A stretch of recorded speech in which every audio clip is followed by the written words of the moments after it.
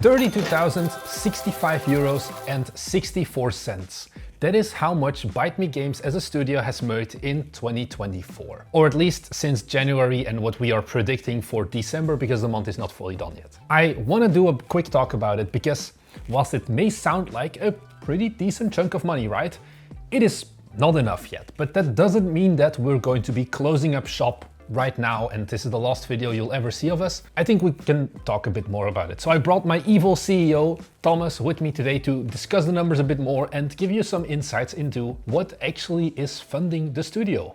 Yeah, and so maybe to counter that, so that was what we earned, that's not what we had as profit. So what were the expenses? Well, that was 21,261 euros and 68 cents. Evil CEO Thomas, so how are the expenses so low? Well, we just don't pay a wage every month. It's technically not everything that we spent. We've been taking a lot of IOUs, mainly in personal wages. We'll talk about that when we talk about the total expenses, because we have some graphs for you. If you love numbers, this is the video for you basically. But let's start with what made us the most money. And I think let's start with the biggest earner, because I'm happy to announce that at least this year, the biggest revenue share, or like the biggest part of our total profits and revenue, comes from making games. May sound obvious if you're a game development studio, but as you'll see in the full breakdown, only about, I would say 30% of our total studio revenue actually comes from selling games. I also think for YouTubers, this is a very rare thing, by the way.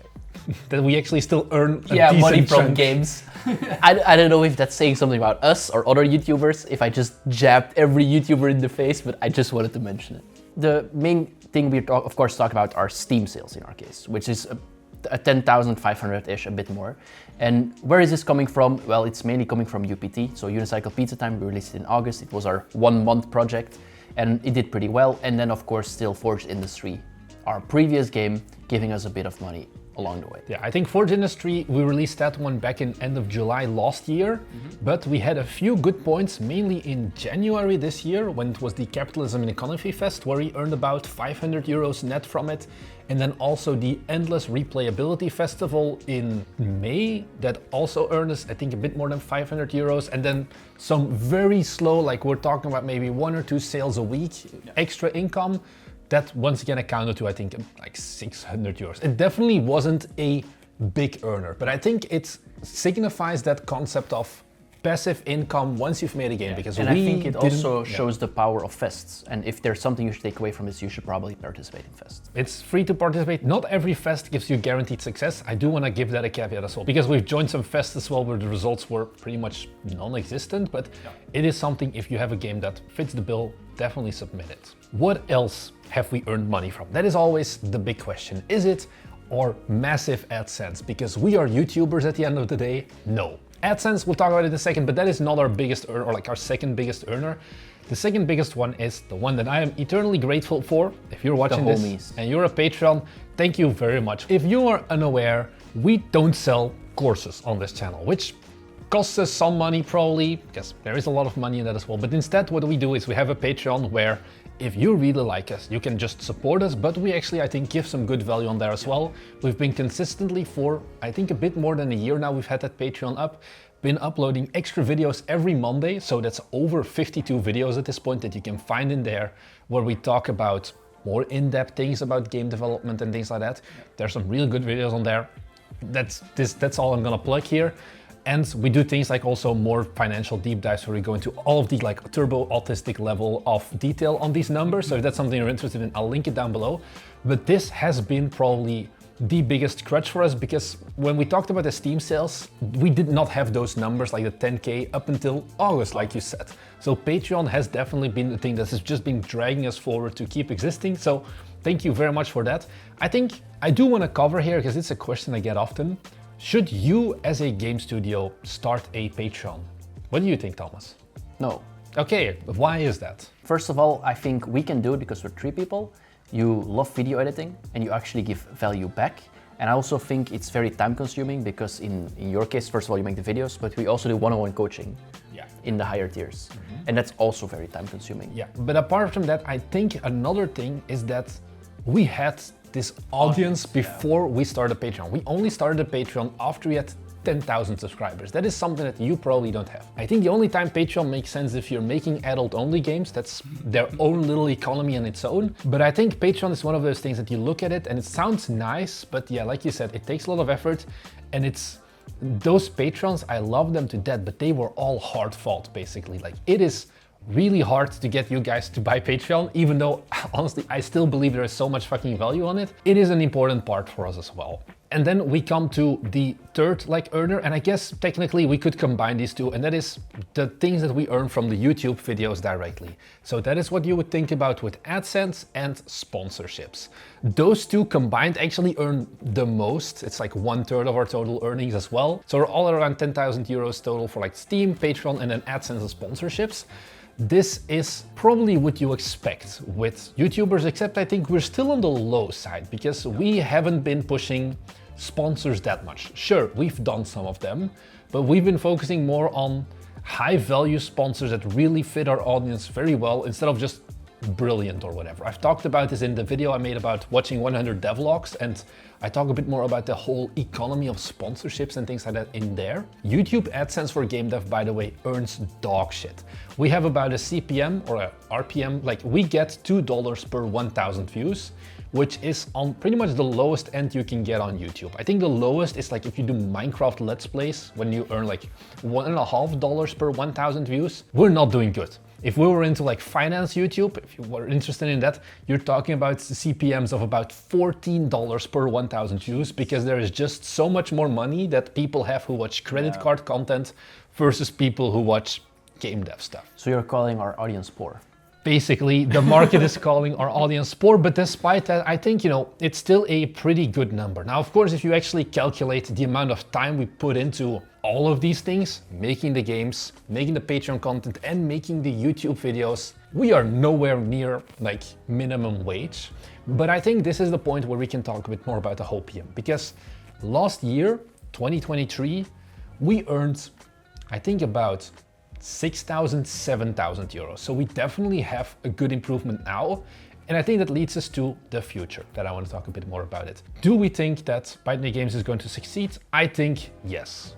Yeah, I think we've covered it multiple times on the channel. At least I believe Aetherna Games will always succeed. With the one caveat being if we can survive long enough. Right now, we're still surviving and we're not thriving by far, but we're starting to not have a knife on our throat all the time. Yeah, we're starting to see the light at the end of the tunnel, especially because, okay, Steam sales this year were mainly carried by Unicycle Pizza Time. We had originally planned 2 more releases, Skogval, which is our Viking city builder, and Magical Girl Guardians. Life got in the way and we realized that, hey, maybe 1 month is too little time to make a game. So both of those games have been pushed to like January and maybe worst case February next year. Early Q1 2025. Otherwise, we could have still counted them into this year's basically revenue. But I think especially once those two come out, and then we still have more residuals from Forge Industry and Unicycle Pizza Time, that's when I think that especially next year, that gap between basically Patreon and Steam being almost the same is going to amplify, where Steam will hopefully be taking up more and more. That doesn't mean that I want Patreon to shrink, of course, because Patreon gives us stability, Patreon gives us more of like a predictable standard stream of, hey, and let's just be honest, you love making videos, so if everyone unsubscribed from Patreon, you would probably not be happy with it. It's nice to know that the people are interested in whatever I'm yapping when I'm talking to the camera, and that I'm actually giving some value to them. So I think overall next year we're going to be doing pretty good. What are some of the things right now? What has cost us the most for our company? Because you talked about the 21,000. It is indeed wages. That is obviously the hardest part. There is a point where I can't keep eating just, toast sandwiches? No. It's when you take 2 pieces of when you take 2 slices of like sandwich bread and then you put a piece of toast and some salt in between it, and that's like all the food. There's a point where you want to evolve past that and maybe eat some beans and toast instead. And I think this year we have been having more of that opportunity actually start paying me. I think looking forward towards next year, if we keep the current trend and we keep that growth, maybe we even get to that hockey stick level of growth. I think there's a lot more that we can do. What else have been our main costs, Thomas? Yeah, and next one is we bought some things, for example, hardware. It was like a slice, but the other one was events. So you went to Develop Brighton, we went to Gamescom, all those things were also quite a bit, were like 3,500 euros. Yeah. However, it is important to like make sure that we this is kind of offset by the sponsorships because we had sponsorship deals to go there. So going to Develop Brighton and going to Gamescom, both of them we technically still earned money from it, but it's just in that sponsor earning thing. Yeah. I think another one, like you said, the hardware we did invest in actually buying laptops and using company money for it. I think that's a big thing that you will learn as a company as well. Like in the beginning, I was just like, I'll pay for it with Papa's credit card.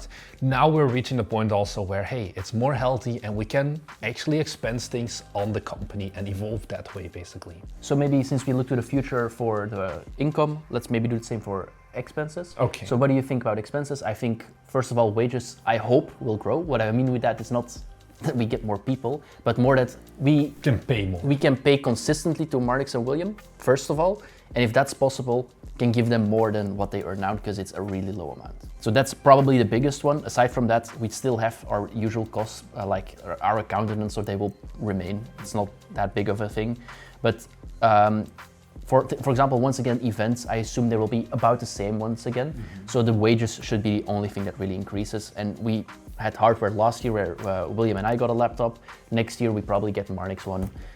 So that's also something. So I think the only expense I see really grow is basically the wages, while the rest should be pretty stagnant, I hope. Yeah, I think I want to pat myself on the back there as well. I think what we do as a company is we are super, super lean. We do not have an office. We work fully remote. That is something that a lot of people are like, oh, I'm starting a studio, I need to have an office.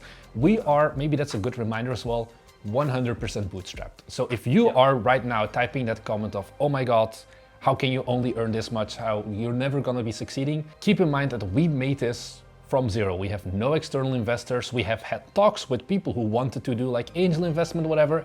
So far, it has never really ended up going anywhere because there was like bad vibes or there were some misunderstandings in what they expected, what we had to offer. Yeah, or just the fact that in the end, I think we would love like more money coming into the studio, but we are really not happy about giving away control on what we want the studio to be like. It allows us to make those split-second decisions where basically on one evening we were able to decide, okay, we're going to freeze Guild Architect, we're going to make Unicycle Pizza Time. We took that bet, it paid off in our case. If we had publisher funding for Guild Architect, sure, we wouldn't have been like as cash-strapped, but we wouldn't be able to have that autonomy of just being like, you know, screw it, let's go. And let's keep learning that way. So, or just the fact that once you have external investors, they maybe be like, don't show that you earned 32,165 euros and 64 cents. Yeah, that's another big one. We had like a publisher reach out where they were like maybe interested, but then it was like, yeah, we can't share any of the numbers. And it's like, well, that's kind of the whole Bite Me brand, being this open with you. Like technically, should you tell people, like people often say like, oh, you shouldn't say how much sponsors pay, whatever. It's like, screw them, this is Bite Me. I want to give you guys the numbers. There is just, some things that you need to keep in mind when doing that. And I think, if you've ever tried starting a company, you'll appreciate this. If you're someone who's never ventured into the entrepreneurial world, you can look at this and be like, oh my God, these guys are just ruining their future. Keep in mind, we are still low risk as well. We don't have kids to feed. We didn't sell our house for this. I still have my main job. Yeah, you still have your main job. So, and we're like young, like 24, 26, like we are still pretty risk tolerant. So yeah, that's just a little bit of an update of how has our year been. And I just thank you for being along with us on this ride, and we're gonna keep going for quite some time. We're gonna keep making videos, being this open with you. That's kind of what we wanna do. So if that is something that you are interested in, be sure to head down below and subscribe as we upload these videos 2 times every week. We're not gonna be talking about money 2 times every week, but I still think it's an important thing to showcase. And yeah, that's all we have to say. So thank you very much for watching. And if you're watching these on release, happy holidays as well. Yeah, and we'll see you guys in the next one. Bye.